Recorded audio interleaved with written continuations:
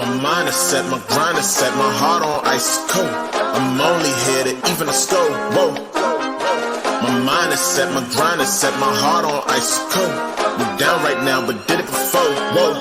See from here we going up. Made the call, I shown up. Now the game is sewn up. Say my name is blown up. We up, we up, we up, we up, we up, we up, we up, we up. See from here we going up. Made the call, I shown up. Now the game is sewn up. Say my name is blown up. We up, we up, we up, we up, we up, we up, we up, we up. All right, everyone. As you can see, we've got a new video. I do have a shorter version of that for us for next week, but I was had a little audio tweak that I needed to make that I hadn't had a chance to do yet, so I'll play that next week and have a little better and shorter version for you. All right, other than that, welcome to the Knighted Ones podcast, episode number 36. That's 36. Again, we are the only podcast that features a former UCF National Champion, a former UCF radio host, an ESPN analyst and hoops player, an infamous rapper who took the week off, and an IG star shooting the breeze talking UCF Sports. So thank you to our producer Nobra for getting the timing right. That was our first go at it. So welcome to the stage, Nobra. Thank you so much for keeping me straight. And I'll have a better edit for you next week. That was my very first one. So hey now. No, yeah, that was great. I love it. That's perfect. You started with the hey now. I thought I was going to have to prompt you for it. So that's awesome. Great job on that. Great job on staying on cue. All right. Next, let's go ahead and bring in Ben Stout. What's up, Ben? What's up? What's up? Good to see you guys. What's up? Okay. We're not going to do a wrap this week because, Josh is out playing with swords. However, one of the things you can do is check out our YouTube channel. He's starting a new little mini segment called, he called it Tesla Talks, I think, but he's going to change the name because I don't want any copyright infringement in case we have, we end up monetizing the channel at some point. So Josh will be changing that, but check those out. He was talking about the draft this week, and someone who's much more informed on the draft, Alan Levin, last but not least, but this Not time least. last. You got kind of screwed this week by Josh taking the week off, but welcome to the show, my friend. What's going on? Oh, new videos, drafts, all kinds of stuff. Transfers. We're going to be talking about transfers this week. Yeah. We're going to be talking a little bit of hoops. We got some UCF baseball to chat about. I think you've got a fun fact of the week for us. Or Oxymoronic. I brought it back this week. Well, yeah, you brought it back, and it's probably football or basketball. Who knows? But 100%. It is a sport you care about. So that'll be good. And then we'll wrap up with other UCF news this week. So excited to have everybody on the show. Josh, enjoy yourself. He's still creating content, so I can't give him too hard of a time. Nobra, thank you for setting us up. I guess here we go. All right, boys. As promised, let's get into a little bit of transfer portal update. So, there's been a lot of movement, ins and outs and ins and some more ins. In fact, we had a big QB transfer come in today, which is absolutely nuts. Former Miami player. And Alan, this is going to be pretty much your show this week. So I'm going to let you go ahead and plug away at the transfer portal update, and then we can discuss a little bit of Jacurri and some of the other transfers that have been going in and out. Yeah, thank you. So big week, definitely more on the incoming side. Finally, up to this point, we hadn't had too many, but on the outgoing side, just to get that out of the way, linebacker Xavier Carter transferred out, who was actually came in the fall window. So another kind of player similar to Goldie Lawrence that's never going to play it down at UCF, just kind of, I guess, saw the writing on the wall with all the linebackers we had, and he'll be transferring out. And then QB converted to DB, Xavier Williams, who transferred to UCF last year from Charlotte, and then in the offseason converted to defensive back, is also transferring out. Interesting about him, I actually had heard he was getting some first team reps, believe it or not, at DB, even though he just even though he just converted over to defensive back for the first time in his career. But he also is heading out. Maybe he's got some really good tape and we'll be able to kind of translate that to another school. So not any huge losses there. A guy that both guys really have never really played any snaps at UCF. So nothing we're sweating too much there. And we're now up to 24 total outgoing transfers. But the big news since last time we had our podcast, 3 new incoming transfers. And starting with, actually, we have a couple Miami guys. The first one, we got an edge rusher, which is a needed position for us. I want to say it's Nigelic Kelly. Don't know if I botched that first name badly or not, but this is exactly why I wanted you to cover this segment, because of the names. Like, I used to do that to Andrew all the time on the old shows. I made him read all the tough names. Well, I've heard of him before at Miami. I remember him. He actually played at Dillard, which is literally like 15 minutes down the road from my house. So I remember the name coming out of high school. I just sorry that I botched the name, but someone I heard of, he was a 4-star prospect out of high school. Is actually a top 11 edge rusher, was recruited by essentially every school in the country, was a top 100 recruit in the entire 2022 class. So this is a guy that was a huge name. And not only that, not just a big name, he produced at Miami. So he's 6'5", 250. His freshman year at Miami, he got a lot of reps coming in right away, played really well, had 4 sacks, 4.5 tackles for loss, was actually a really big piece of that 2022 roster. Then last year he dealt with some injury issues. He had a shoulder issue. He had another leg issue, and I think he only played in about 4 games last year, mostly due to injury, but he was expected to be a major part of that defensive line. So this was a big get. As you recall, we had a lot of defensive linemen, or specifically defensive ends that graduated, Tremont Morris-Brash, a bunch of other guys that left, Joshua Seliskar. So we did have a need at edge or defensive end there, and we got it in the form of Kelly. So I think that was a really big pickup. This was someone that was expected to be a big part of Miami's team next year. So that was a guy that's not just a big name, but also someone that produced at his previous school. So that was one of UCF's, I think, biggest needs, and they were able to fill that with Kelly. Then the next one was Traquan Fegans. He was someone that's been at 2 schools now. He's started out his career at Alabama, was actually another really, really big recruit in the 2023 class. He's from Alabama, Alabaster, Alabama, was a top 7 recruit in the entire state of Alabama that year and 105th nationally. So this is another guy that was extremely well recruited, and not just by a lot of schools, by UCF. UCF had an offer for him in high school. And then when he redshirted at Alabama his freshman year, then transferred over to USC. And when he was in the portal originally, UCF offered him again. So that we had offered him twice. Now we finally got our guy, 3rd time around. I guess 3rd time's a charm here. Didn't have a lot of playing time. He played kind of sparingly at USC last year, played 6 games, started in 2, had 9 tackles, not really any other stats, not any interceptions or pass breakups or anything like that. But he's a guy that is considered, has a lot of promise. 6'1", 190 pounds, cornerback.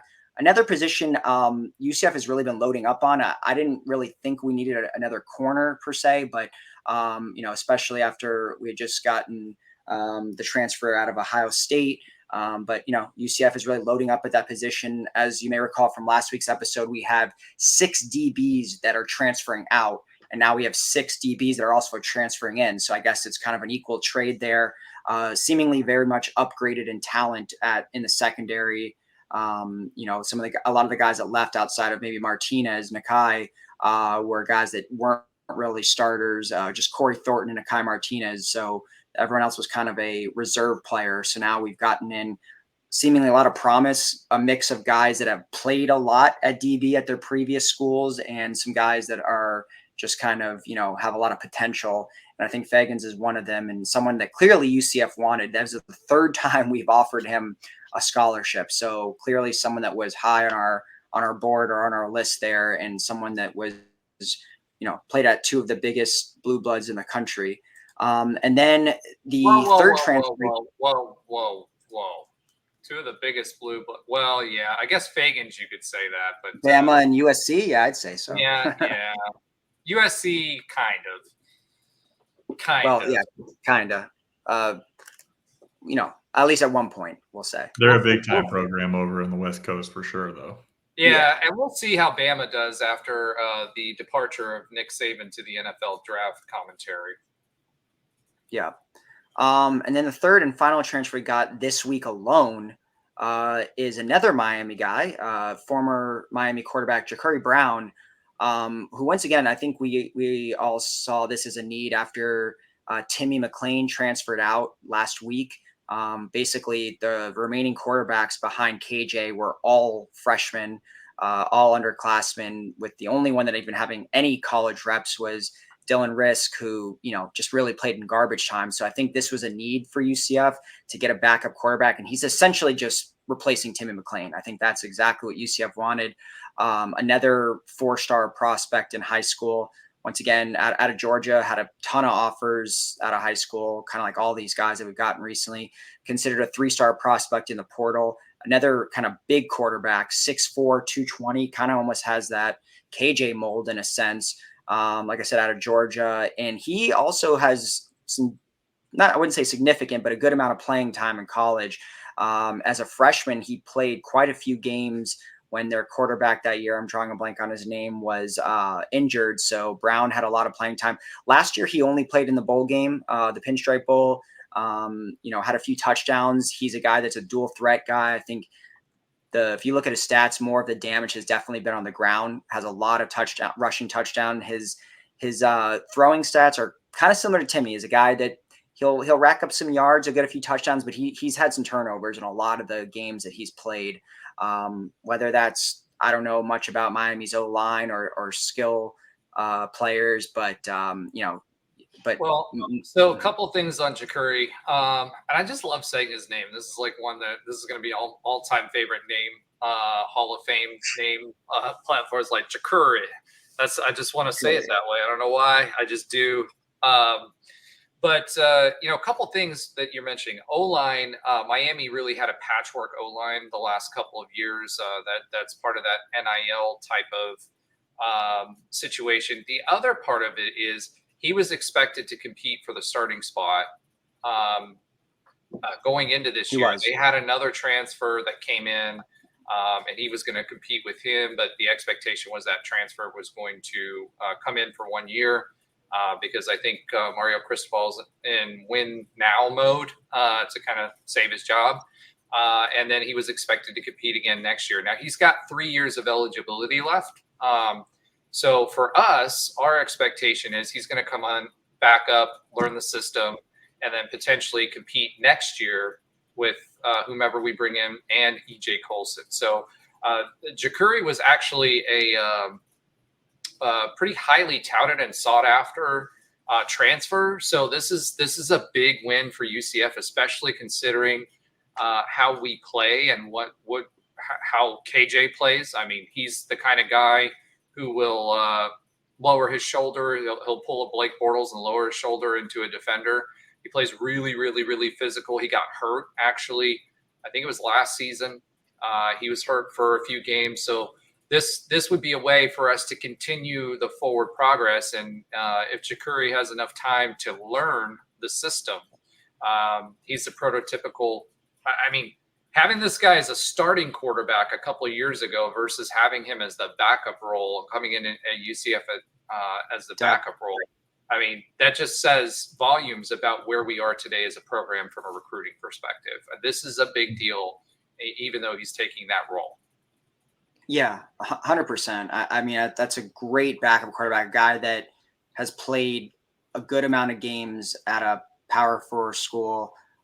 So yeah, I agree. He's someone that not only, I think the biggest thing that UCF wanted to do was, have KJ insurance, right? I mean, at this point, if KJ were to get injured before Brown transferred in, we'd be pretty SOL, like with 3 guys that have played very minimal in a very win now type of year. You don't want to be relying on a freshman quarterback, someone like EJ Colson, who's 17. I mean, he's not even, he could be in high school another year. And the other 2 who have played either no or minimal reps. So to bring in someone like this to essentially replace Timmy is a great pickup for UCF. And like you said, Roger, it's someone that has 3 years of eligibility and could, seemingly compete for the job next year. So this was not only a short-term insurance move, but also a potential long-term move. So UCF, I think, has done a great job, not just, taking the best available player in the portal. They're really getting after their needs. I think all 3 positions that they secured this week were positions of need, and all guys that have a good amount of college experience. So I think the portal has been amazing this year for UCF. They've definitely gained more than they've lost. They've upgraded in talent. We're now up to 19 total transfers, 12 on defense, 7 on offense, and really address positions of need. And from my view, at this point, I think we probably maybe need 1 more O lineman and receivers. And then if you want to get a little greedy, maybe 1 more defensive end. But I think if we can get 1 or 2 more O linemen, and then receiver, in my opinion, is by far our biggest need. I think we're set because we did lose a lot of receivers in the portal. And we didn't really gain any now that Goldie Lawrence has transferred out. So we've actually had 0 receiver incoming transfers. So I think that's our biggest need with that, and maybe 1 more O lineman. Other than that, we are set in the portal. We filled all of our biggest voids, and I think we're looking really deep at a good amount of positions heading into next year. Yeah. Go ahead, Ben. I'm sorry. I was just going to say, I agree with what you guys said. Not only how we fulfilled our needs, but it is an exciting transfer getting in Jacurri Brown. You mentioned, he does kind of play. I was watching some of his highlights earlier. I mean, he does kind of play kind of a similar way than Timmy McLean does. But the good news is he's a bigger guy. He's a much bigger guy than Timmy McLean was, And ever since Gus has been here, we have needed our backup quarterback to play significant minutes, in significant moments, every season since Gus has been here. Now, you could say that's just bad luck or whatever it may be, but it's also, the style of play and the style of offense that we run here at UCF under Gus Malzahn. I mean, we need to have our quarterbacks be able to have the ability to get a first down with their legs and be mobile. And certainly KJ provides that for us. And like you said, Roger, I mean, KJ, the way he, played at Arkansas, the way he's expected to play here is to use that size of use his ability to run and to run over people. And sometimes when that happens, it's a risky development where he could get injured. And so having somebody that not only with the speed, a little bit of experience, and the size of Jacurri Brown is definitely a great insurance policy, as you guys mentioned. And then also the other highlights that I've watched a little bit is Kelly, the defensive end that we brought in from Miami. He seems to be that type of player, at least from his high school highlights and some of the things that I saw at Miami. Just seems to be relentless after the football, like just relentless after the quarterback. I mean, he seems to have a quick first step, and he uses a lot of speed and power to get to the quarterback, or in some cases, which I saw in the highlights, the rusher, which is great, because we need help with that as well. And so these are 2 big time pickups as far as I'm concerned. And then obviously somebody with the experience at certain programs like Fagan's, hopefully he can, provide some great, contributions there in the secondary. Yeah, and the other part about Fagans is he's really a key to some of the other players that we're going after as well. He's close to some of the other players. He's also got a brother that's fairly highly rated as well that's out there. And, the interesting thing to me, and Ben, we've talked about this before on the show. I guess I can hide the scroll now. We've talked about it on the show and on the previous show is like, how is this going to shake out for UCF as far as portal guys and continuously recruiting them. And Gus has done a really, really good job of continuing that connection with them so that when they get to the portal, we are a serious player for a lot of these high-end transfer recruits. So Miami especially, we've seen more of that. And I think that is interesting in the sense that our guys going there for the bag for the first year, and then when they don't get the playing time or haven't developed or whatever, then they're going to UCF, especially when it comes to, just one of the knocks has been we're doing the state of Orlando thing, and we've been recruiting more of Orlando, Alabama, and Georgia, Atlanta area specifically, and not really going to South Florida. Well, a lot of these South Florida kids are coming back to us in transfer situations, and I don't think people are understanding that those South Florida kids are coming back to us. They're just coming back to us a year later. And when we started those discussions, it was when we were still G5 and didn't know we were going into the Power Four. Notice I just skipped over the Power Five to the Power Four. At the time, and we were still having those discussions. And I think we've got even more of a boost with that, both with the combination of Gus Malzahn being at UCF and how he's done things, but also that new label that we have on there.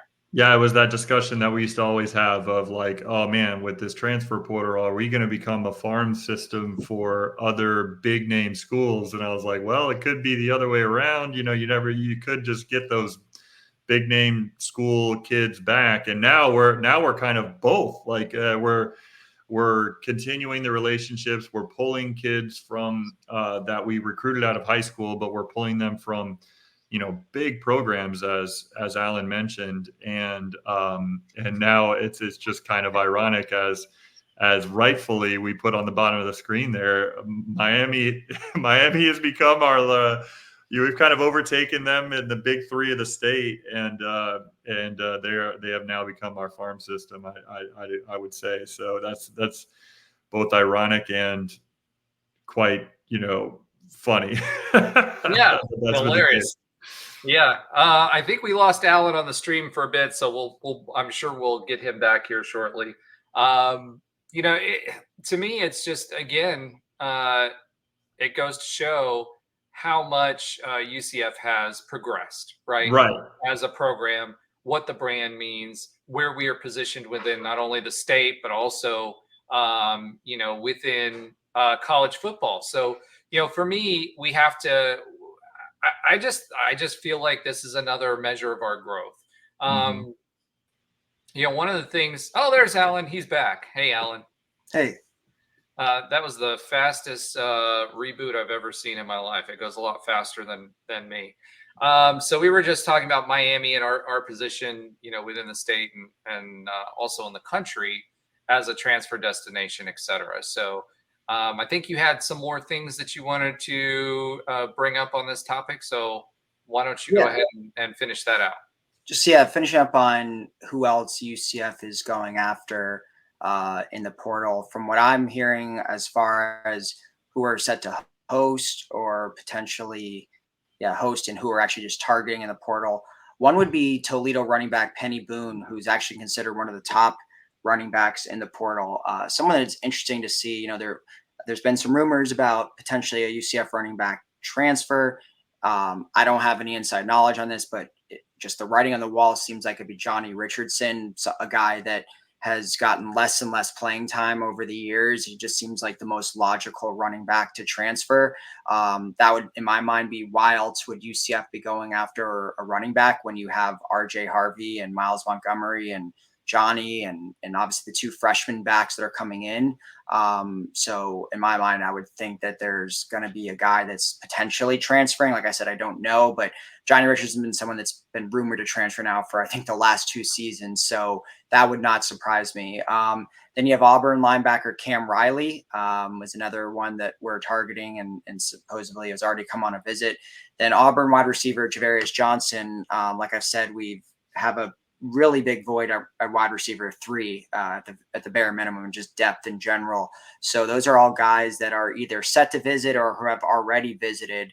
But the Toledo one's interesting with the running back. A little bit of inside knowledge I do have. Johnny Richardson, from what I'm told, has wanted to transfer in principle in order to get more playing time, maybe be a star at a group of 5 program. But he really loves UCF. He's one of those guys like Tremont Morris, Brash, RJ Harvey that just really love the program and sees himself potentially being a coach here one day if he doesn't go pro or whatever the case may be. So he's a guy that's been very reluctant to transfer, but I'm just putting on my logic cap here, and I think the only reason we'd go after one of the top running backs in the entire portal would be because we are going to lose a big playmaker at the position, which I would think RJ is not going to transfer. I would think Miles Montgomery is not going to transfer. So that kind of leaves Johnny Richardson as the odd man out.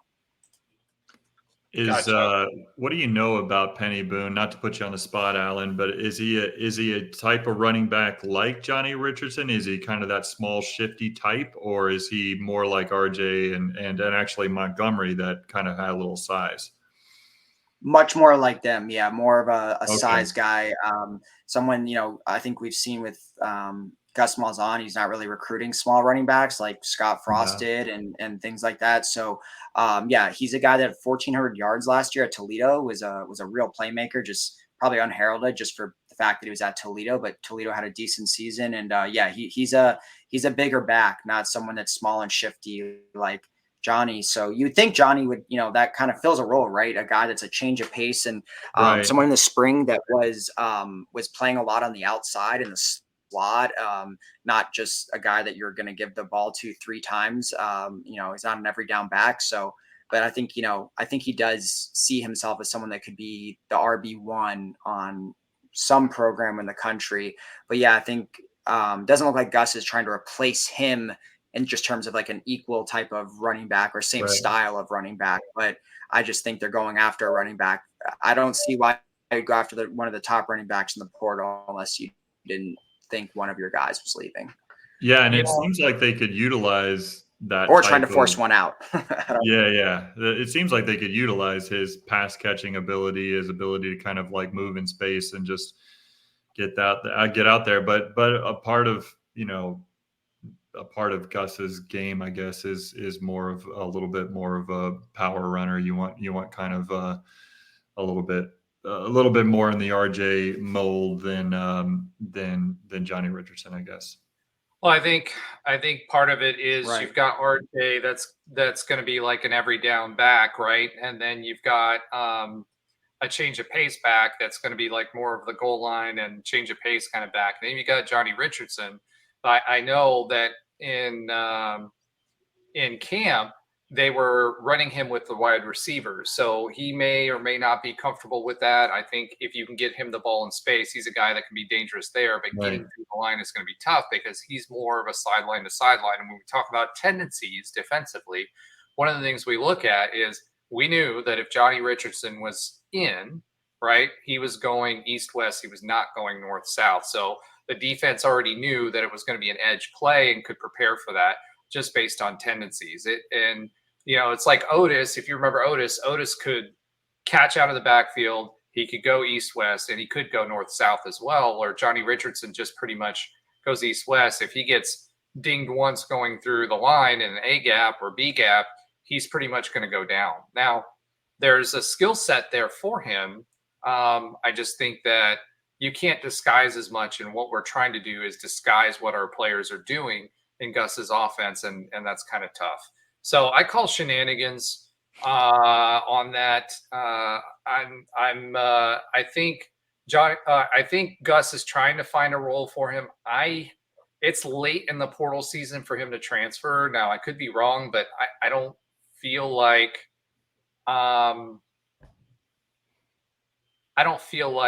they could that he would leave this late in the portal season, but that's just me. But you may be right too.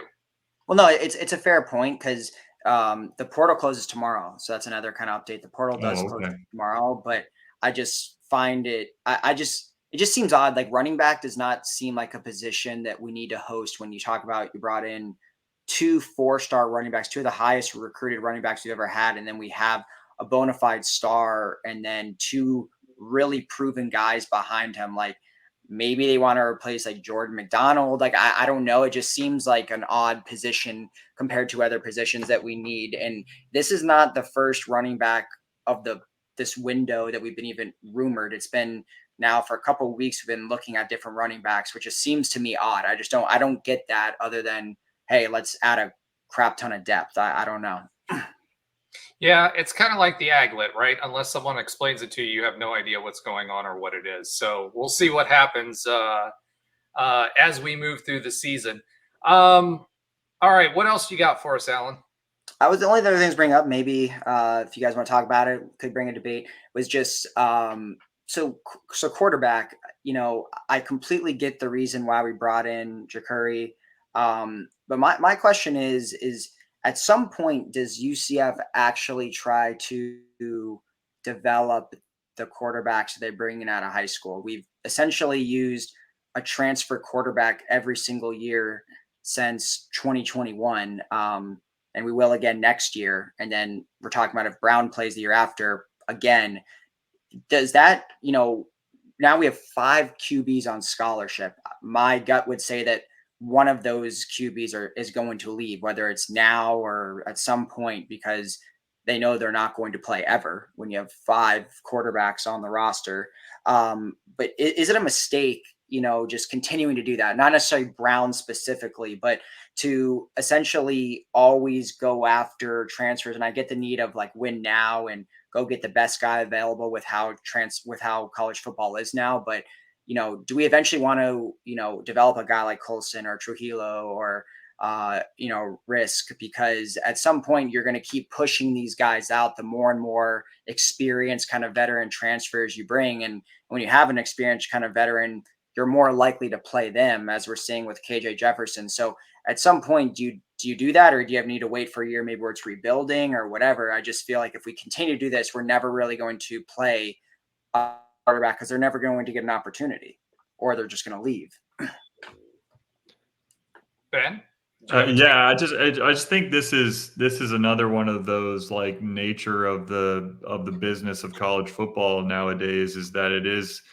I mean, shoot, we've talked about it so often how the top prospects certainly are ones that get recruited, but the kind of back 20 years ago when I was in high school, like you had just more opportunity as a high school athlete to get recruited by a number of schools, because coming out of high school, that's somebody, you were somebody who was, looked at as a possible contributor or whatever. But now it's just the transfer portal is just so heavily recruited, and there's so many players available that there's not as much concentration on the high school athlete in general. And when you have that situation, and you have a position in quarterback of a college football team, which is the most, arguably the most important position in all of sports, is quarterback as far as value to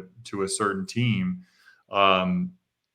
It just gets kind of like that situation that all of college sports is kind of dealing with the transfer portal. It kind of gets put under a microscope. And so it is rather interesting. It's one of the reasons why we've said so many times, like, man, I get excited when we sign a top high school athlete or whatever, especially if we sign a top high school quarterback. But if we, I guess I have to just see until they actually get some playing time on whether or not they're actually going to be contributing things significant to UCF. I don't know. It's just difficult because, you see it even with top quarterbacks. I mean, like the 5-star QBs of the world, the Arch Mannings of the world, like they're just not, there's not there.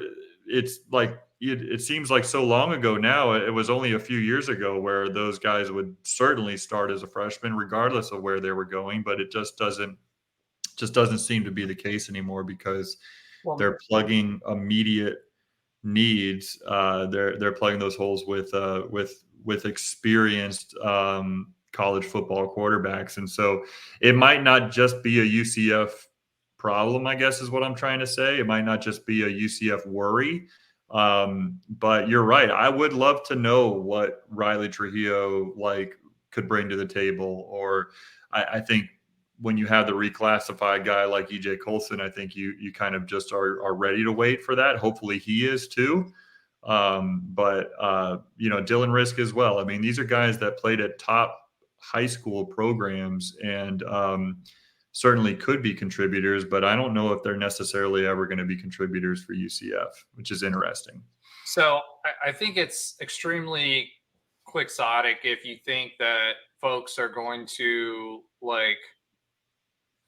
have that same traditional type of development cycle as a quarterback. It's not going to happen anymore. Yeah, and a big reason for that is now the recruiting game has almost, for quarterbacks, has flipped on its head, right? It's all right. We talked about feeder schools in the G5. Well, look at what we're pulling in. Every week or 2 weeks, we're talking about bringing in a top level G5 player into the Power 5 leagues. And what are the other Power 5 leagues doing? They're scraping the top level G5 players and bringing them up after, whether it be quarterback or other positions, after they've developed. So those what you're seeing a lot of is, we worried about college football becoming the developmental league for the NFL, but what you're seeing is the G5 leagues, are becoming the developmental leagues for the Power 4. And you're in practice right now. Arch Manning was a little bit different. He originally said, I don't know if you remember this, but they were expecting him to start, and then he said that he would step aside for the quarterback that they had there. I don't remember exactly what the reasoning was, but Arch could have started, but he decided not to, and said he was going to stay with Texas regardless. And I can't remember if it's because he said that he earned it or something happened. If he didn't feel Quinn Ewers, who's one of the top quarterbacks in the country. But they were going to say at the time Arch Manning could have started, but he felt like Quentin Ewers gave them a better opportunity to win, so he's kind of stepped aside. So at the end of the day, with the quarterback position, I don't think we'll ever see that again, because you've got guys that'll have 1 or 2 years left that'll come into these Power 4 programs, and then they won't develop there. Their transition to college football, unless they're a 5-star, right, coming out of high school, or very high level 4-star that's seen as a can't miss. And those guys are expected to come in and play right away and win right away. So there's no middle ground anymore for that developmental type cycle. Or they just develop at one school and then transfer to another. It's like you're taking, the backup quarterback that did spend a couple years developing at a Miami or a Florida State or whatever, and you're taking that quarterback to be your starter when you need a hole. And so that's the funny thing about it. The other interesting thing we're talking about, like the 5-star QBs of the world, coming out of high school, is I think I read an article middle of this college football season that talked about how I think they only looked at the SEC and the Big Ten, but regardless, the Power 4 in general, it was a study of NIL and how much money that they were getting. So this is obviously the other half of the coin, right? We talked about transfer portal, but NIL as well. And because of this phenomena of you still want to bring in that 5-star QB, but he may not start year one, but you want to keep him at your school so you can benefit from his skills. It was a study of NIL, and it discovered that the backup QB at most SEC schools was actually getting paid more at NIL than the starting QB because because they're trying to pay him just to stay, which is just which is wild in itself, which is also a example of just how the college sports landscape, especially college football landscape, has just been so turned on its head in the last 5 years. But in a way, that's the way it should be. Yeah. Right. But like at some point someone has to develop some quarterback or there will be no quarterbacks left. Right. Like I'm saying, like some freshmen have to develop. Maybe it's not UCF or whatever, but like eventually we get to the point, right, where you're going to have to develop them when all these seniors and all these other upperclassmen leave. Someone's going to have to develop someone, or how is it going to keep going on? Right. Yeah, of course. I think that's just the reason why I'm saying that I think they are going to get developed. It's just eventually they're going to get tired and we're not going to be able to see them at UCF. It's almost like we got to look at the backup quarterbacks at other schools that don't feel like they're getting their due, and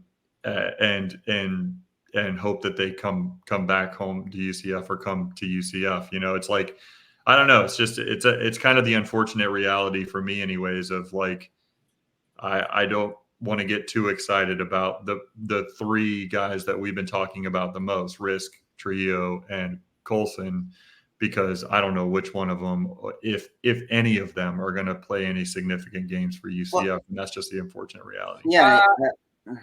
Go ahead, Alan.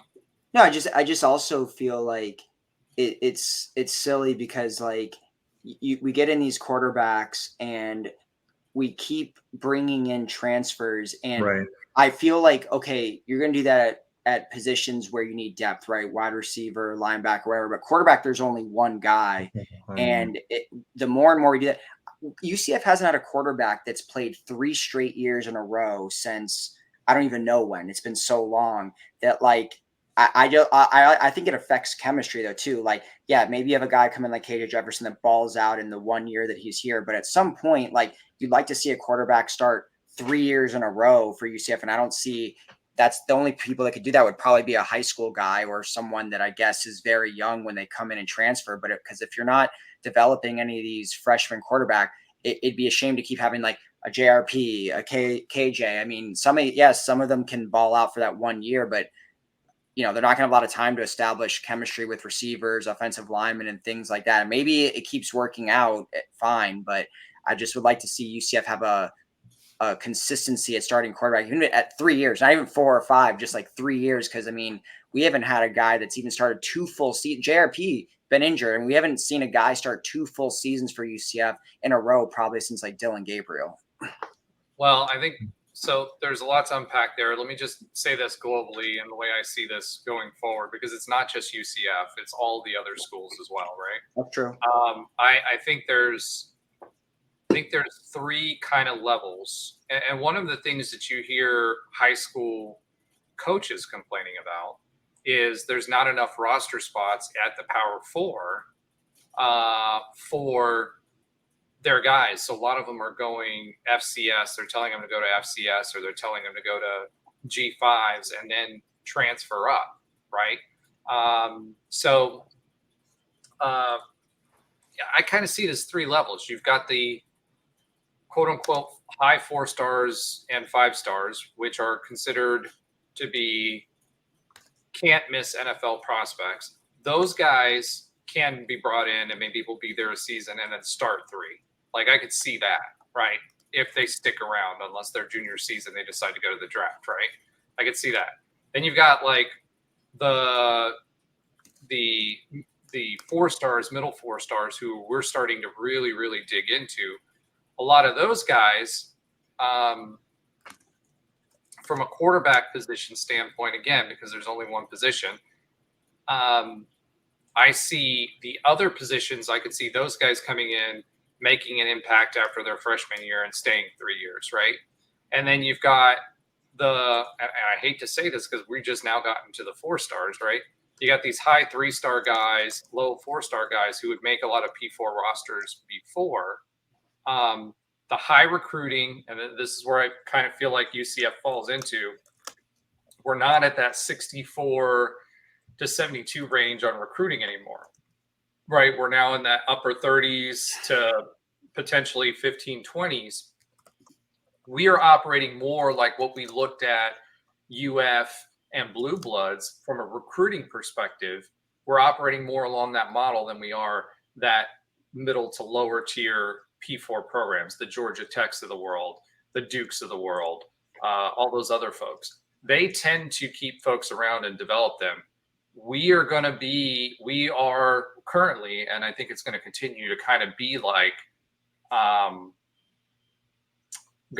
this going forward. And a third point I want to make about that, some of that is because we're in the state of Florida. A lot of these players that go out of the state of Florida and leave, and they either don't get playing time or they don't like where they're at or whatever. You've got 4 schools in the state of Florida, one of which is UF, who tends to get, super high recruiting classes, which will bring those recruits in who will, if they don't get playing time, will transfer on their own, right? They're not bringing a lot of those Florida talent guys that went somewhere else back in the transfer portal. They're still heavy on high school recruiting. So we are all those guys that leave that want to come back to the state of Florida or the Southeast or have ties to the state of Florida. They're going to come back to UCF. Miami, they're going to play portal champions, or not portal champions. They're going to play high school recruiting champions because their biggest claim to fame and the only thing they really have had consistent success on is recruiting in the offseason. They've been the offseason champions for a long time now. So, again, I just don't see that happening for UCF because we're almost in that upper stratosphere from a recruiting perspective, I feel like, and we're operating like one of the blue bloods of the top 30 programs as far as recruiting is concerned because we can.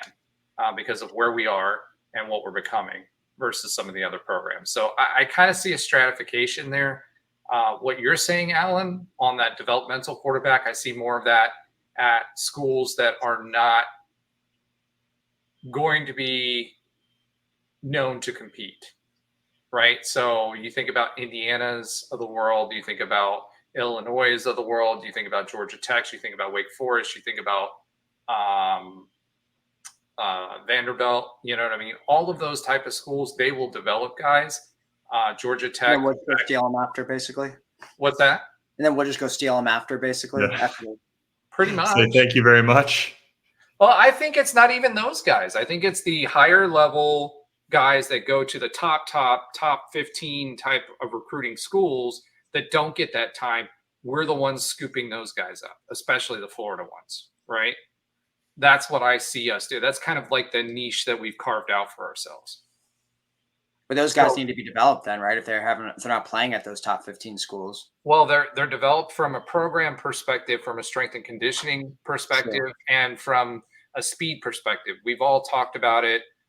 Trey's talked about it, about how the difference is in speed from high school. Look at John Walker, his first year versus his second year.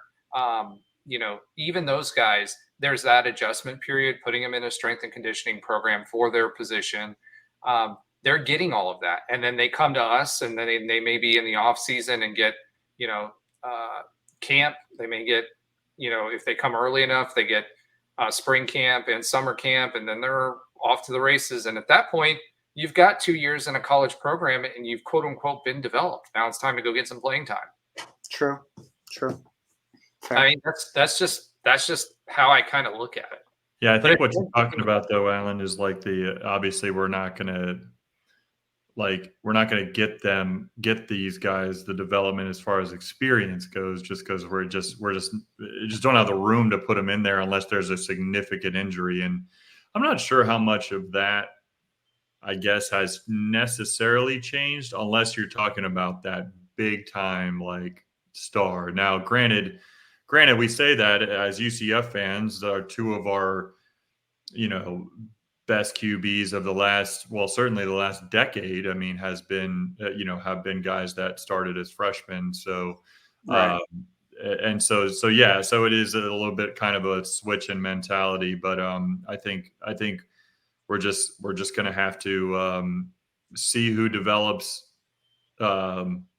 Without the on the field development, outside of a little bit of garbage time here and there, but we'll have to see how that goes. But it's just an interesting thing. It's like, are we developing Dylan Risk for Louisville one day or wherever he might transfer to, or are we actually developing him to play, QB here? And so it's let's just put it this way too. Alan, you said it yourself earlier. We upgraded every position. And I think something new that UCF fans may not be fully aware of is that we are, again, in the process of upgrading. Gus talked about it too. Like, we're in the process of upgrading our position and leveling up again, right? And there was a interview, I can't remember who it was with, but it was a recent interview where they were talking about UCF recruiting. And one of the things that you're seeing those guys that were high-level recruits for us a year or two ago are no longer at the level that we're expecting to recruit at.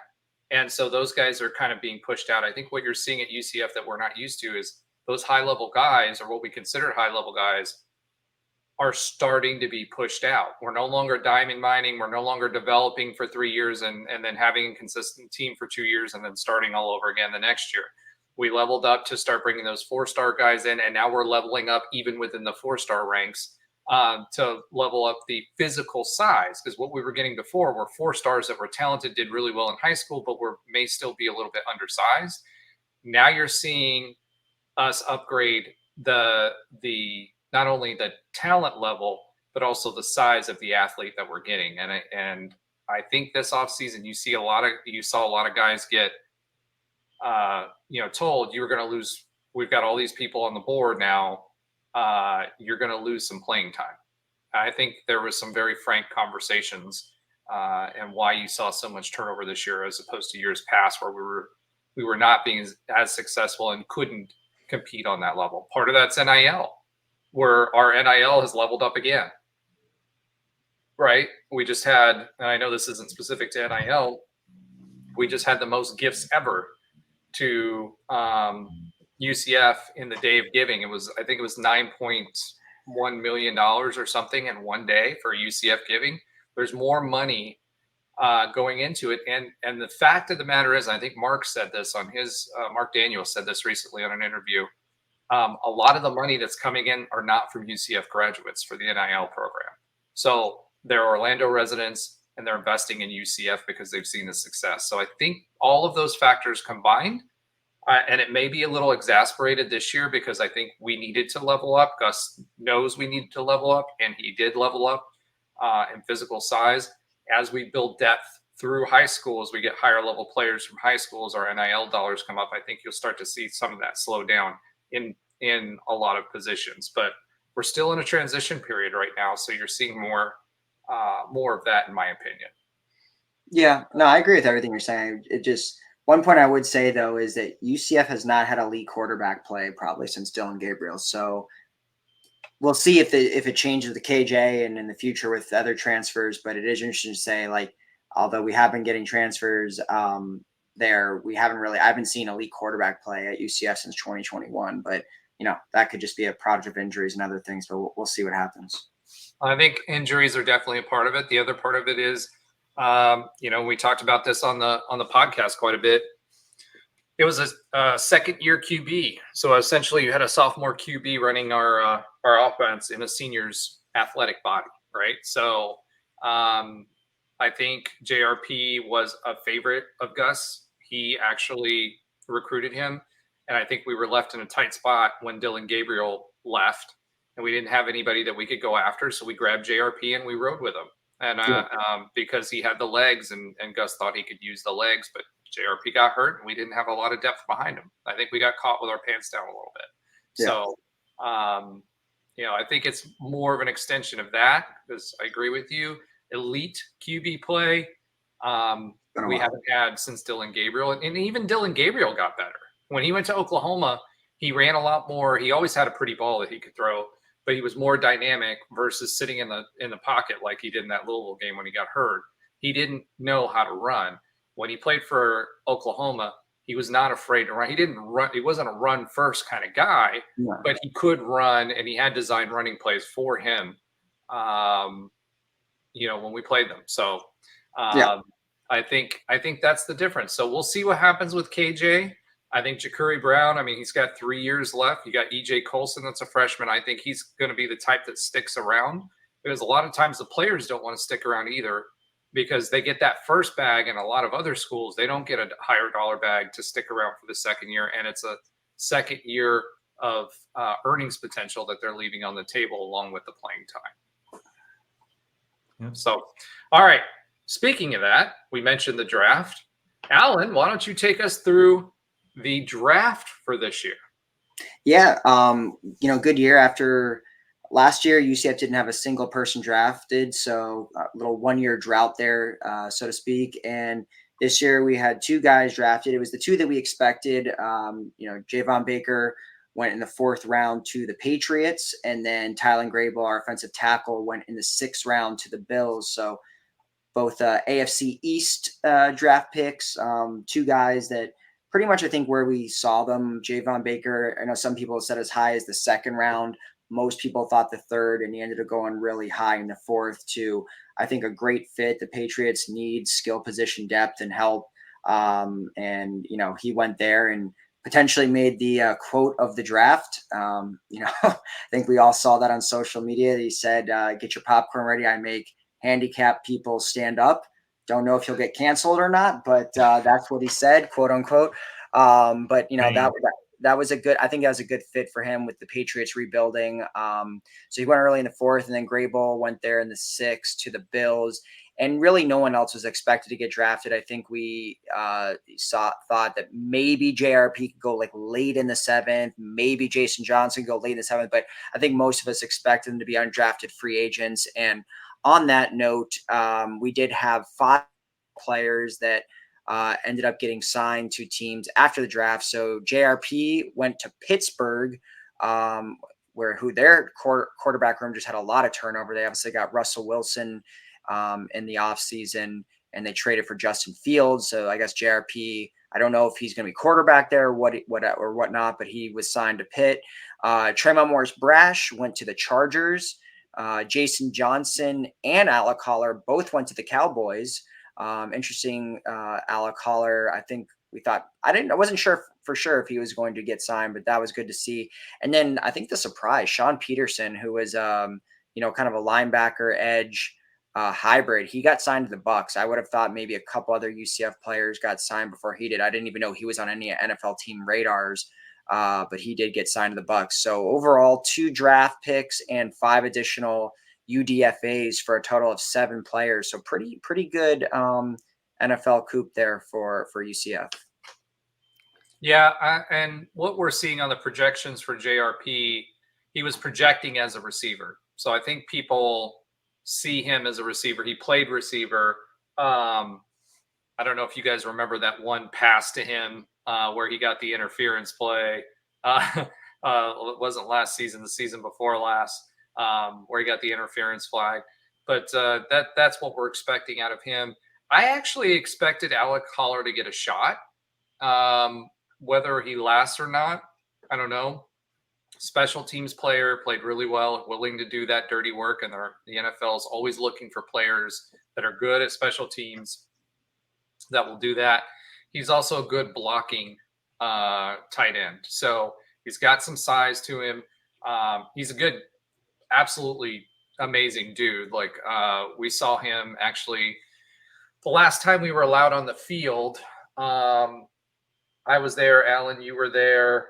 A few other people were there. I talked to him a little bit, and with his size and his blocking ability and the fact that he's a pretty good special teams player, those guys have the opportunity to get signed. Now, will he last? Will he just be a special teams player? Will he make a 52-man roster? Will he be cut? Those are all questions yet to be seen. But I'm not surprised that he made it. There were some other players too in recent years that you were like, things that make you say, and have stayed, in the NFL due to their willingness to work their way up from the special teams positions. Jason Johnson, I think that he will get a chance. I think he's good enough and a smart enough player and a hard enough hitter and got a good enough size that he'll have a chance to stick. Will he be a starter? Probably not, at least initially, but he may grow into one. I know I keep talking about the undrafted free agents, but the guys that did get picked up, it's funny.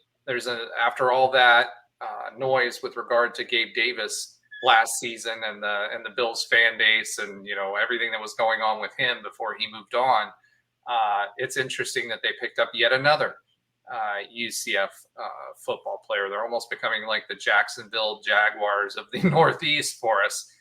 Except they're actually drafting them instead of just picking them up in the undrafted free agents like Jacksonville always does. Yeah, exactly.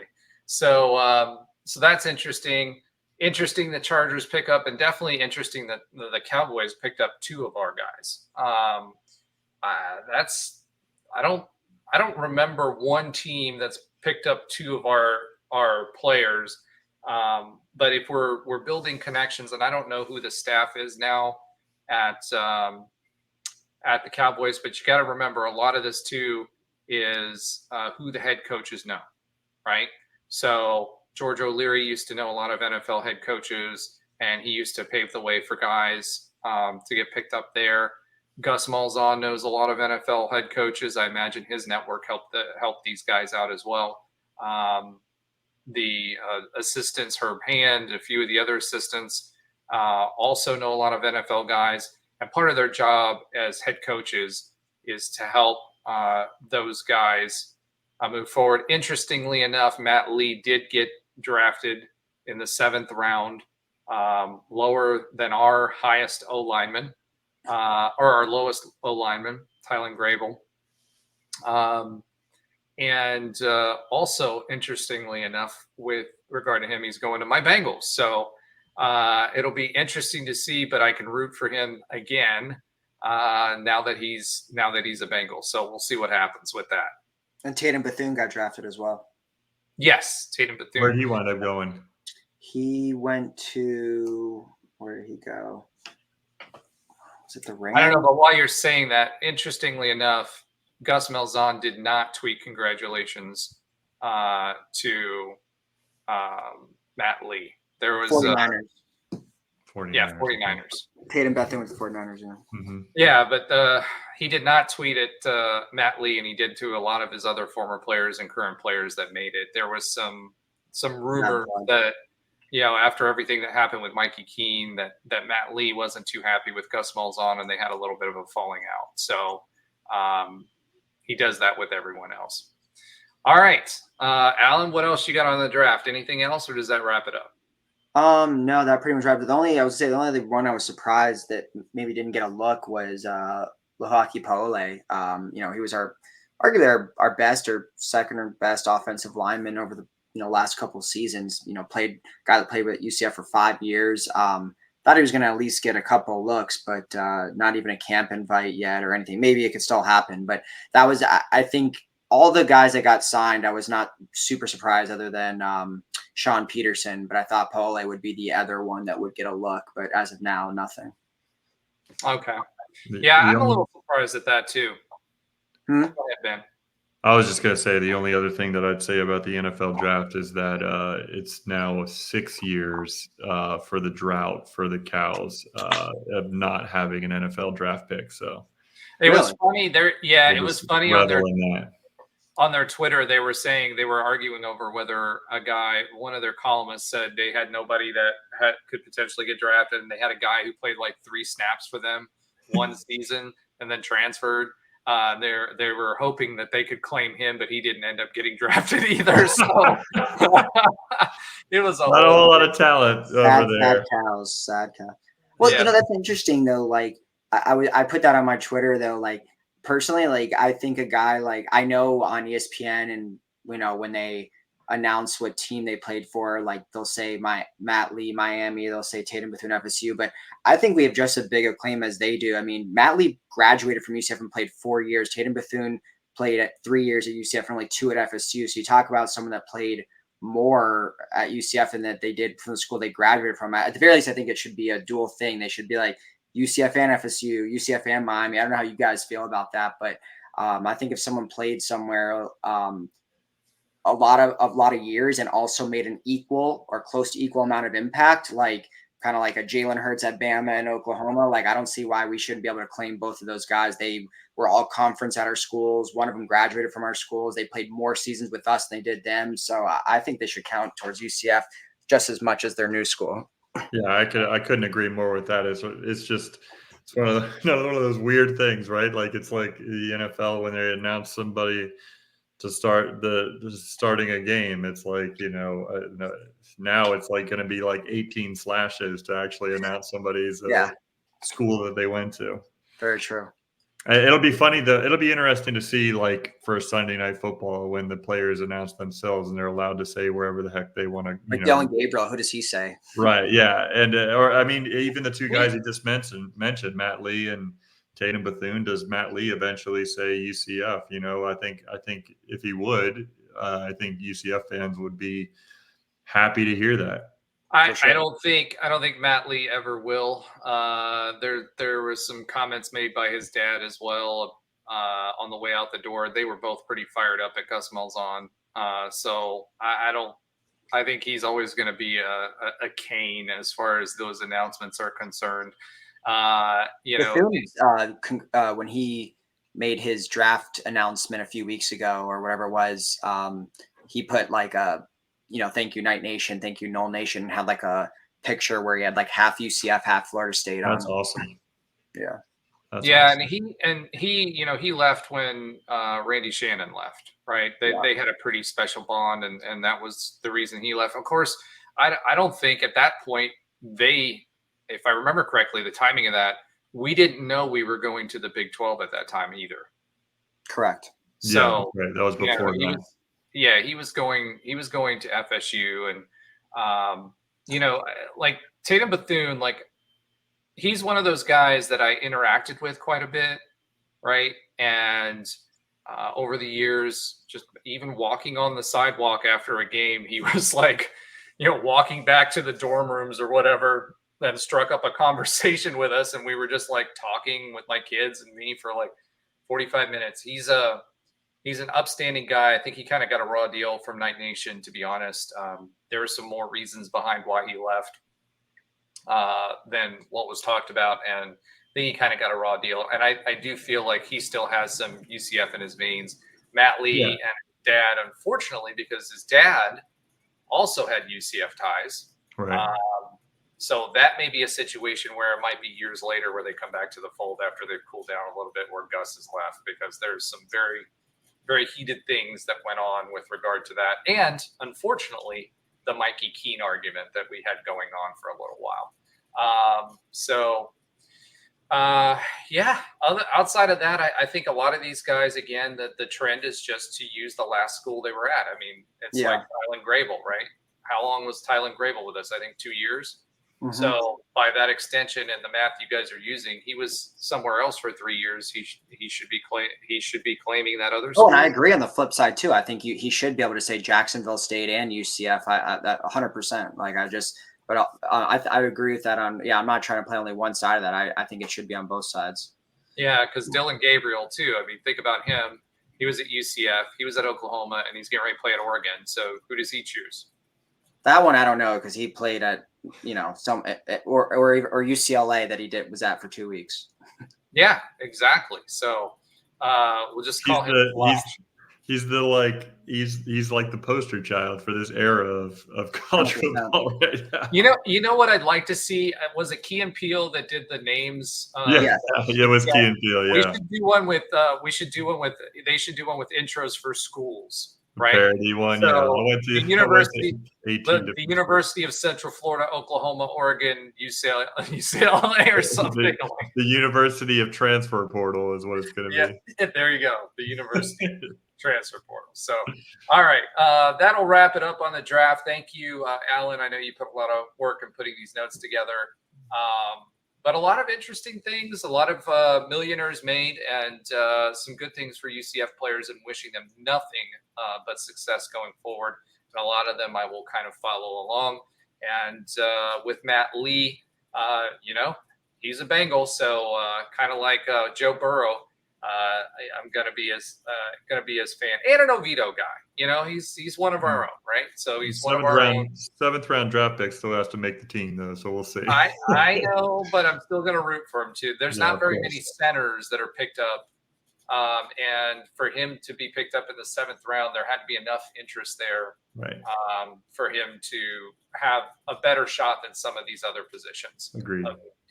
All right, so Ben, we landed a basketball player again. So we talked about this last week. I think this is 3 weeks in a row. We've landed a new basketball player, former LaSalle forward Rokas.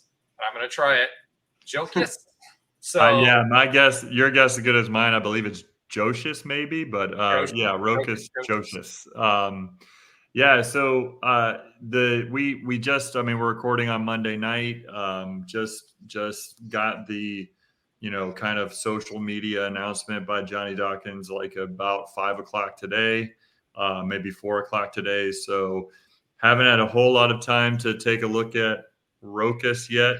One of the things that I did see though, and again, I mean, you're looking at highlight videos and they don't show many missed layups on highlight videos or missed defensive assignments, you know what I mean? So, it's a little bit of that going on, but I watched, so he's from Lithuania originally. He played in the 2nd tier of the Lithuanian Basketball League coming up, before college, before going to LaSalle. Just watching some of his highlights from his last year in that league before he came to college, which was the 21-22 season. He seems like a player that is really smooth with the basketball, kind of has the ability to step out and shoot the three from deep, but he averaged 38.5% from 3-point land in both of his seasons at LaSalle, actually. Not only his freshman year where he had a little bit of limited playing time, but he got much more significant minutes, had I believe 27 starts as a sophomore at LaSalle. So he played in all 33 games. So he's somebody who played significant minutes his sophomore season and still averaged nearly 40% from deep. So that's encouraging at his size. But one of the things I really noticed when I looked at his highlights from his time in Lithuania and then his highlights from last season at LaSalle is he's really filled out well, but kept that agility, seems to have kept the agility and everything that he has when he was getting recruited out of high school or out of Lithuania, whichever way you want to look at it. And so, I mean, he's 6'8", 260 now.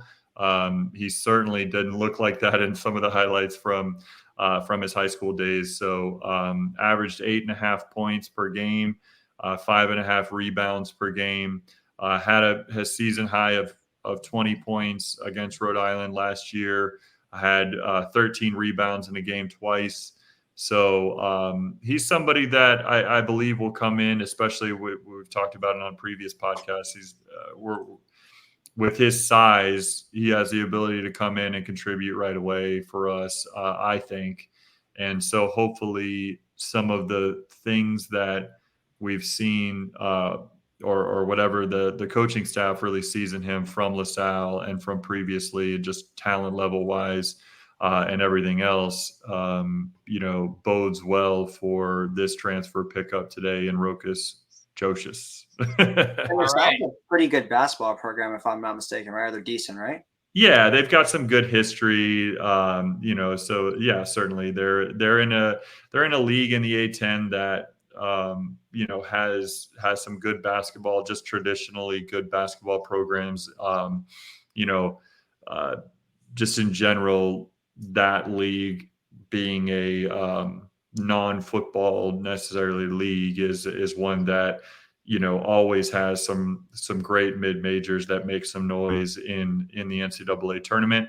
I think LaSalle itself has been a little bit up and down over the last few years, but by the same token, they do have a good, rich history of doing some great things in the NCAA tournament. So him coming over from Europe and and playing at LaSalle and starting nearly every game as a sophomore. I think it bodes well for him coming, kind of stepping up in competition and stepping up to the level of the Big 12. And we'll see how it works out for us. I hope he, comes in and he's able to contribute right away.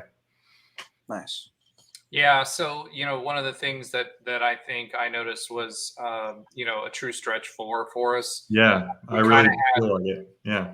We kind of had that or wanted that or tried to play some of our players as stretch fours, but they didn't have the shooting to be able to do that. I think Scylla played a little too much stretch. Yeah. At times. He kind of hung out at the 3-point line a little too much for my liking, but yeah. I like the fact that he pulled down some boards as well. 8.5 points per game from a stretch four. I mean, that's very serviceable for what we would need out of him. Agreed. Bump that to 10 to 12, it would be even better, especially if he was hitting threes. If you're hitting 3 threes a game, have a couple layups inside the paint. We don't know what kind of defense we're going to see. Are we going to see as stingy of a defense this year? If we do, with turnovers, that could open the door for him quite a bit as well. Yeah. Fast break points. The one knock, if I remember correctly, on him was he wasn't a great free throw shooter. Was he around the 50s, I think, something like that? Which he was below in both of his seasons. He was below 50% from the line, and that's wild considering that he shoots 38.5%. 38.5% from three and 48% from the line. That's something that he's really going to need to work on. It's actually quite astonishing to have somebody who's of that size averaging over 20 something minutes a game. And that's a really low free throw percentage. So that's something he's got to have to improve on. All right. Do you want to build a snowman moment? Ben Stout, you tell us what your average free throw shooting percentage was in college. Oh, in college, I was like nothing because I hardly played. But in high school, I was like an 80% free throw shooter. So I was okay. I was like middle of the road, I guess. But 75, 80% in that range. I don't remember the exact percentage. 80s, you'd be like top 5 in UCF basketball history, I feel like. Yeah, in college, I rarely saw the floor enough to really register any type of free throw percentage. But especially as someone who's 6'8", which brings up something else. As I was putting together the video, I was trying to grab video of Ben and Trey. Obviously, if you watched it, the football side of it was Trey Neal's interception in the AC championship against Memphis. And I did find one clip on YouTube that included Ben Stout, and it was for all of like 1/10 of a second, which was him. I think he was like going up for a layup or something. No, if you're thinking of the one that the Rowdy Knights put together, the Kirks Jerks put together right after the Atlantic Sun tournament, our sophomore year. Yes, I am in that video for like a split second. And it's actually me blocking a shot like off the backboard in my garbage time that I got at that point. But that was an awesome season. I was because our team was so good when I did come in garbage time, it was to a full arena chanting "We won, Ben." So that was pretty exciting. Hold on, you were the poo of UCF basketball in that season? I was that person that came off the bench way before anybody else who's current that you could think of.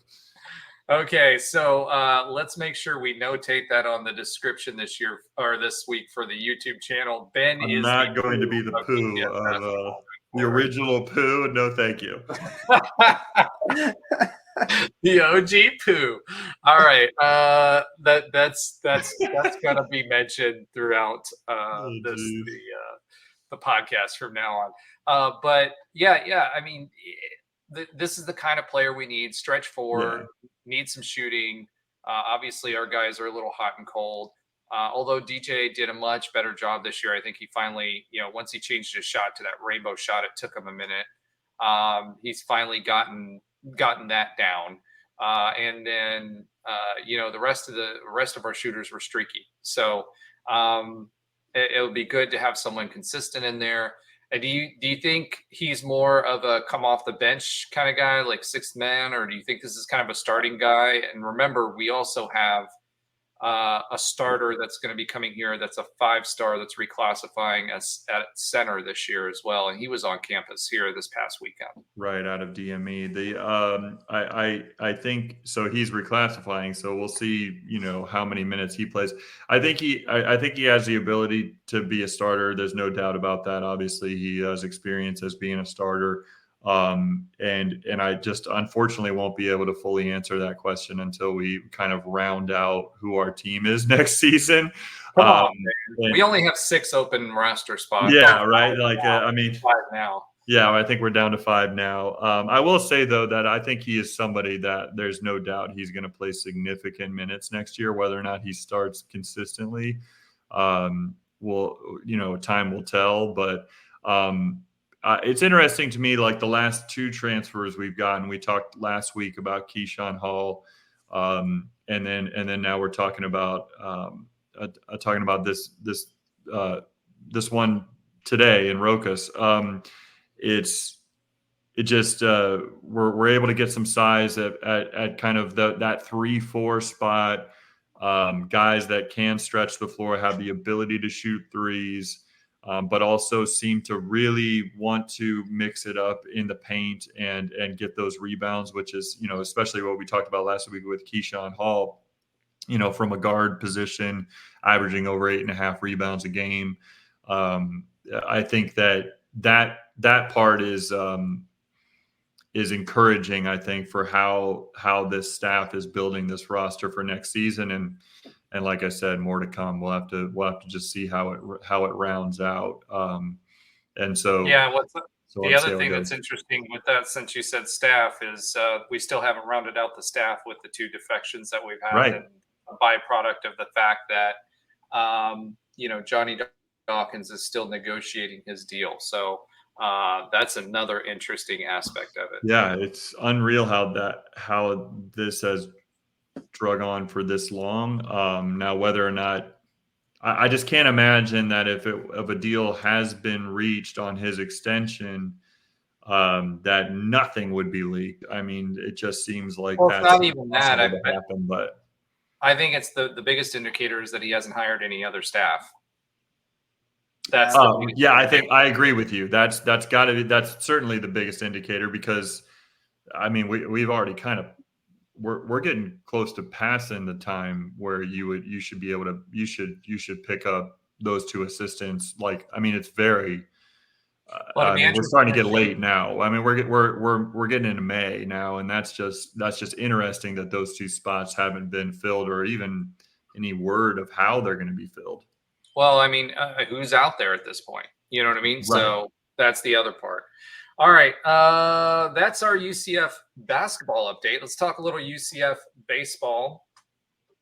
Baseball started by beating Florida Gulf Coast 10-3. And then we lost the series to Cincinnati. So we went for a couple weeks ago from being potential, number 3 RPI and potential regional host to potentially not making the regional at all, depending on how we do the rest of the season here. Pitching, we left a lot of runners stranded this weekend. We got a lot of guys on base that just didn't make it home. And our pitching, especially our bullpen, which had been a strength all year, has seemed to tail off the last few series since West Virginia. So I don't know what's going on there. But it doesn't bode well. We do have Texas coming up, and based on what we, from an RPI perspective, and then also based on who we have as quality opponents going out, we pretty much have to be darn near perfect to make a regional at this point. We're still expected to do that. Kendall Rogers is still really high on us and expecting us to make a regional. Some folks have us as first 4 out already. So these guys are going to have to pull it together. All these games, these games were close until like the 8th or 9th inning, where Cincinnati just went lights out in 2 different games that we lost. So it's interesting because the hitting is failing us in tight spots. We're getting guys on, but really the only production that we're getting is out of home runs. We had a lot of them, right, the last 2 weekends, but that's where we're manufacturing the runs instead of small ball manufacture, which we've been used to doing a pretty good job all year long, and that hasn't been the case lately. So I don't know if you guys have any thoughts on the bullpen specifically, but guys have just not been there. Yeah, unfortunately, this past weekend, I had a lot of baseball of my own with my son's team, and I wasn't able to check out these games too much this weekend. But I'm with you. It's I think some of the promise that we've seen out of the bullpen this whole season, really, over the last few weeks, has been chipped away at a little bit, to put it nicely, and where we're just kind of hanging around a little bit. We don't have enough insurance runs, and then all of a sudden, we give up a few towards the end. That was certainly the case in the previous Big 12 series against West Virginia, where it seemed like we just lost a lot of games late. And it seems to be no different during this past series. And you're right. I mean, we're right on the cusp right now with RPI. We've been kind of consistently dropping over the last few weeks, and we gotta really bring it together here soon. So we'll see. Yeah. That we need to close out the season strong here and only maybe drop 1 or 2 games. Obviously, Alan has no idea what we're talking about. He's not aware that UCF has a baseball team, so that's why he's a little quiet. The guy who put together the notes. Yeah. I got your back, Alan. I'm not on that train where I'm just bashing, whenever we bring up any other sport. I'll tell you this though: if I start talking about baseball, it would make the podcast worse because people can see right through if you don't know what you're talking about. If I'm just going to make some crap up or say some really shallow stuff, it's not going to make our podcast go up in the rankings. All right. Well, that's Alan's words. So Alan is sticking to his guns instead of learning about said baseball. That's also another option, learning about it, but I would not be passionate about it, so it still would not come through in the podcast. That's fair. All right. So until we have a bases clearing brawl, Alan is not interested. So let's Jacurri brought some intrigue to the baseball team because he was a football and a baseball player. So I'll say that. Who? JRP, he had some intrigue because he played both sports. Yeah. And he was a fun player to watch in both sports. I mean, he is a really, exciting baseball player to watch as well. Yeah, and he had a chance, I think, to get drafted, especially if he would have stayed. I think he would have gotten a chance to get drafted in the MLB, and I don't know how that works as far as getting drafted in the MLB. Obviously, he'd make more money at the NFL, even if he, as an undrafted free agent, gives it a go and it doesn't work out. And he's a little bit older, but it'll be interesting to see if he takes a swing, quote unquote, at baseball if football doesn't pan out for him. I mean, we've had. I hope he does. I hope he does if football doesn't work out, because the Tim Tebow route.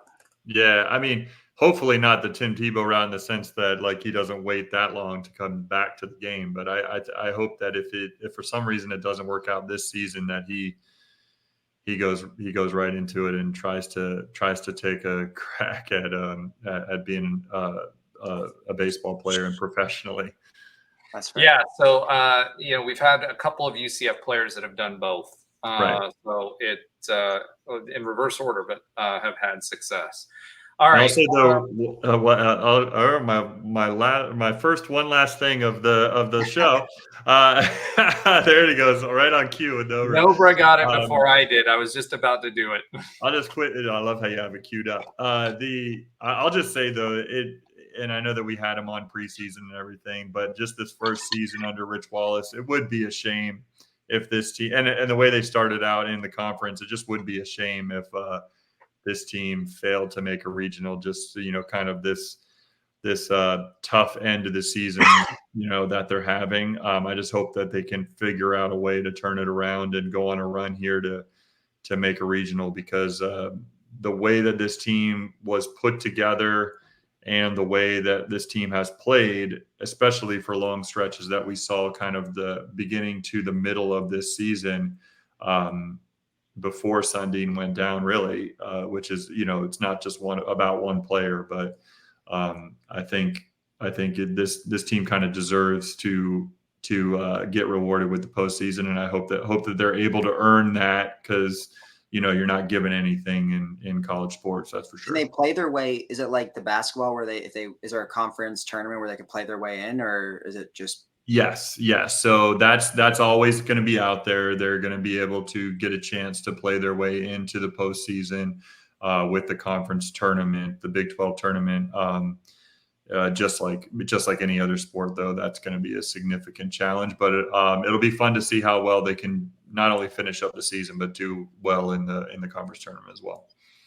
All right, and that is baseball for another week. Alan, you do have an oxymoronic stat of the week, don't you? I do. Yeah, I have some fun stuff about the NFL draft when it comes to UCF. So, couple things. So, starting off, I think we all know that DB and wide receiver has by far been the most positions that UCF has in the NFL that's been drafted. So Javon Baker became the 13th wide receiver pick in UCF history, now just trailing DB by 1. DB has 14. That's our most position. Wow. DB 14 that have been drafted to the NFL. Tylen Grable, though, first offensive lineman taken in over 10 years. The last offensive lineman drafted for UCF was Jacurri in 2011, and Grable is actually only the 4th ever offensive lineman to get drafted from UCF. So we haven't had a ton of NFL guys get drafted when it comes to offensive line. So good for Tylen Grable. When Javon Baker got drafted by the Patriots became the team to actually take the most nights. They're the team that has drafted the most nights in our program history until about an hour later when the Bills tied that. So the Patriots and the Bills, with 4 UCF picks over the course of our history, are tied for the most UCF picks. So the Bills have had Bernard Ford. Not Jacksonville? Jacksonville's had a lot of all undrafted free agents, man. Yeah, not drafts. Yeah, so Jacksonville has signed a lot of our players, or even traded for Boye and Shaquille Griffin and all these guys, but they have not actually drafted many other than Bortles and Storm Johnson, I think, might be the only 2 that they've drafted. So Bills and Patriots are tied. Bills have had Bernard Ford. They drafted Terrell Troop, Gabe, obviously, and now Grable. The Pats drafted Elgin Davis, Asante Samuel, Trey Nixon, and now Javon Baker. Nixon, I was trying to think of. Yeah, and then so in the last 10 years, the last decade, we've had 17 picks, and only 5 of those picks are not a wide receiver or defensive back. So Grable kind of was one of the few out of those 17 since in the last decade that has not been a wide receiver DB. So I'm basically declaring UCF DB and wide receiver U because that's mainly who we get picked. So that's been the debate, right? Are we DBU or are we wide receiver U? That's always like half people say wide receiver U and the other half say DBU. Right. Make sure to check out the my Twitter account, because I say something about that in my profile and have for years, right? So I personally would say DBU. I think we've had way more success. Just wide receivers have obviously been drafted almost at the same level, but when you talk about the success in the NFL, Asante Samuel, for example, or Shaquille Griffin's been a Pro Bowler, Richie Grant's having a good career, Mike Hughes was a 1st-round draft pick. I think obviously a lot of our wide receivers have had success too, but when I think of who's had the most, think about it. Think about that again. I think you need to go a little deeper into UCF history. You've got Mike Sims Walker, Brandon Marshall. There was a certain coach that was a wide receiver that had a lot of success that was at UCF. Becton. There's a few others even before him. So again, you might want to, that might be an interesting topic for next week's oxymoronic stat of the week is Let's do a lineup of wide receivers versus DBs, and who you think had the bigger impact. Because we've got some Super Bowl winners in there at wide receiver as well, and DB, and DB. Yes. I'm just hoping Asante Samuel finally makes it at some point into the Hall, because that'd be awesome. That's been a debate for a while. Well, I think Marshall will probably end up being our first Hall of Famer, probably, right? Or he's probably fringe. I don't think he will. I think there might be a certain kicker that missed a Hawaii field goal. I think that'll be so ironic, but I definitely agree with you. Yeah, no, you're probably right. Josh Sitton has a shot at it too. He was a very consistent O-lineman for a long time. I mean, Marshall and Sitton and Prater have to be the most decorated NFL players for us, and I guess Samuel too. Samuel as well, but I don't think Samuel never won a Super Bowl. No, Samuel won 2 Super Bowls with the Patriots. Oh, did he? 2 Super Bowls. Yep, he won in 2000. The early Brady, like the first. He was those first 2. Yeah, that's right. You're right. A 4-time Pro Bowler as well. Yeah, I hope he makes it. I think Brandon Marshall, he never made it to a Super Bowl, right? No, never did. Sitton's won a Super Bowl. Ja Reed's won a Super Bowl, and I think that's it. Samuel, Reed, and Sitton, I think, might be the only Super Bowl champs for UCF. Yeah, Walker did. We have another one that I think was like a backup or something on the team, and I don't remember. This wasn't drafted. That's all. Yeah, I was talking about draft picks. So yeah. I'm sure there's probably some undrafted. I mean, I think. And I actually think Jordan Franks was tight end in Kansas City when they won 1 too. He obviously wasn't drafted. What about Saya? I think Saya Burley might have won 1 as well. I don't know if he won it. Okay. I'll have to look at him up and see, because I didn't know that he was a Super Bowl champion. Has Prater ever won a Super Bowl? I don't. He's been on a lot of teams. Yes. I'm pretty sure he's won at least 1. He was with the Broncos for a long time during their run. Was he the Broncos kicker when Peyton Manning won? I'm pretty sure he was. He's been in the Cardinals, the Lions, the Broncos. Where was he this past season? The Lions, or no? He's been in a lot of teams. I think he was with the Cardinals. Prater never won anything with the Lions, because the Lions were just they're garbage for a long time. So he did not. He has not won a Super Bowl. Has he been in one? I'll have to get back to you on that. All right. So while Ben looks that up, unfortunately this week we do not have Josh's sometimes funny fact of the week. But instead, you can check out the YouTube channel and the 4-minute short that he put out there about his view of the draft. While he plays with Swords in the Woods somewhere in South Carolina. All right, quick update on other UCF sports that Alan does not watch. UCF softball did beat Bethune-Cookman 8-0. They were swept by Oklahoma 3-0. However, those were very, very, very close games. Sarah Willis held Oklahoma in the second game to 2 runs scored, which is the lowest total that they've had I believe in the last 8 years. So very, very, very close game. We just couldn't get enough runs over the plate. There was a home run that we thought was going out, but the wind pushed back in at the end that could have tied it. But the ladies, again, Oklahoma is one of the top programs and has been one of the top programs for a very, very long time. So congratulations to them. It was senior night for them as well. So unfortunately, that's the last time we'll see some of them at home. They play at Iowa State next, and hopefully they'll get some wins there. They are still in the mix. They're still in the mix for a appearance in postseason, but they're going to need to win some games and hopefully do well in the tournament. They should be one of the top 6 teams and get a bye in the first round. So it'll be interesting to see. One other quick thing that I wanted to mention, the UCF track team, one of the things that, one of the teams that we haven't been following as closely this year that you should, with our breakout star, Renaya Jones, who also competed in the Olympics, also in the NCAAs. She had a first place finish in the 100-meter hurdles, 12:77, and third in the NCAA this past week.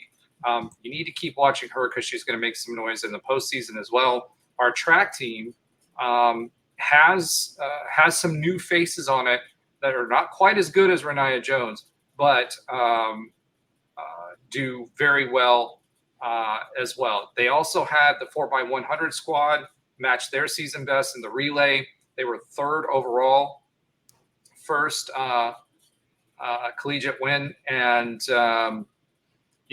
continue to do big things. So watch out for UCF track. We have former Olympic hopefuls and Olympians on our team, and something that you should be aware of. Ben, do you have an update for us? No. Okay, he did not finish looking up that. I'm sorry. No. I'm sorry. I thought you were talking about track. Oh yes, Matt Prater did not play in an NFL Super Bowl. He did not play in the Super Bowl. He is, I think, if I'm counting this quickly, I think he's about 12th all time in field goals made in an NFL career. He is a 2-time Pro Bowler, 1-time second team All Pro. So not, too much there. Didn't he have the league's longest field goal kick for I believe he had that record for a while. I think it might have been overtaken in the last 5-6 years or so. But yeah, he's made 401 field goals in the NFL, and Adam Vinatieri he's still about 200 behind Adam Vinatieri at 599. So you can't blame the guy for his quarterback not for scoring too many touchdowns, right? So Adam Vinatieri obviously had too many opportunities at field goals, so we'll blame it on that. I suppose so, yeah. All right, so thank you for doing that research, as the cows would spell it. But anyway, great show this week. I hope you guys enjoyed the new video. I'm going to tweak it a little bit. It should be a little bit shorter. I'm shooting to get it around 30 to 35 seconds. Josh should be back next week. Hopefully he comes back home safely. Go check out the content they created. Continue to follow us. And if you made it all the way to the end of the show, we have been playing a little game. So you guys heard me mention Bloviate and Pugilist and whatever, and that kind of inspired a game for us that we're going to continue to play. We've kind of limited it to a group of people thus far because we wanted to try it out. But now we're going to expand on that and allow you to send in words. Now they have to be E for everyone, because our show is E for everyone, right?